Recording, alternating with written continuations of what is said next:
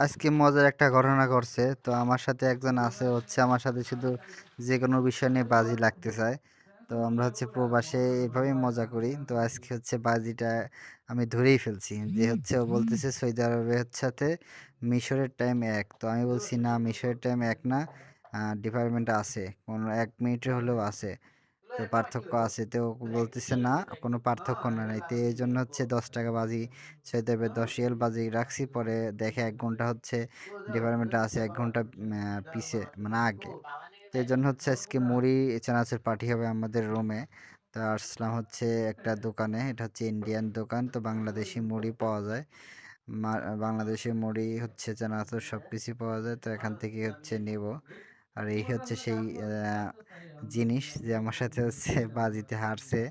যাই হোক আমরা হচ্ছে এমনি রুমে হচ্ছে মাঝে মাঝে মুড়ি এরকম মাখা খাই। তো আজকে হচ্ছে আমরা হচ্ছে একটা বাজি লাগে পরে হচ্ছে আমরা মুড়ি সবাই মিলেই খাবো। তো এটা হচ্ছে একটা ইন্ডিয়ান দোকান সৌদি আরবে।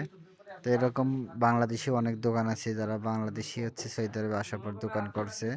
তো এটা হচ্ছে আমরা রুমমেট সবাই আমরা একসাথেই কাজ করি।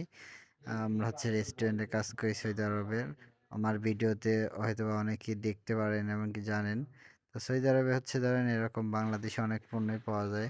প্রাণ কোম্পানি থেকে শুরু করে সবকিছু প্রায় স্কয়ারে সব অনেক কোম্পানির জিনিসই পাওয়া যায়। যাই হোক আমরা বাংলাদেশি এইজন্য বাংলাদেশি মুড়ি মাখাটা আসলে অনেক মিস করি। তো মাঝে মাঝে খাওয়ার চেষ্টা করি। তো আমরা হচ্ছে সবাই এই চাচা হচ্ছে এই দোকানের মালিক এ হচ্ছে কেরালা। ওই ইন্ডিয়ান হিন্দি ভাষা বলতে পারে, কেরালা বসে বলতে পারে, আবার হচ্ছে আরবিতে কথা বলতে পারে।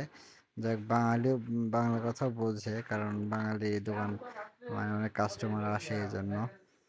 আর এখন কিন্তু সৌদি আরবে রাত ১টা বাজে এখনো দোকান বন্ধ হয় নাই কারণ এখানে আমাদের মধ্যে আরো অনেক রেস্টুরেন্ট আছে এগুলো হচ্ছে এরা ডিউটি শেষ করে আসে তখন এখান থেকে সব জিনিসপত্র কিনে রুমে নিয়ে যায় এজন্য অনেক রাত ধরে এই দোকানটা খোলা থাকে। তো এখন রুমে যাচ্ছি আমরা রুমে যাওয়ার পর হচ্ছে এই মুড়িগুলো মাখাবো মানে মুড়ি ভর্তা করবো সবাই মিলে খাবো।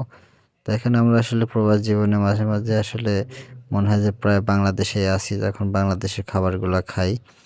তো এইরকম তো সবাই দোয়া করবেন আমাদের জন্য আমরা যেন এরকম প্রবাস জীবন সফলভাবে শেষ করে বাংলাদেশে ফিরতে পারি সবাই সবার হচ্ছে ফ্যামিলির কাছে এটাই আমাদের হচ্ছে এখানে আমরা আসলে মূলত কেউ কাউকে চিনতাম না আগে এই প্রবাসে আসার পরে কিন্তু আমরা হচ্ছে পুরো একটা ফ্যামিলি হয়ে গেছি।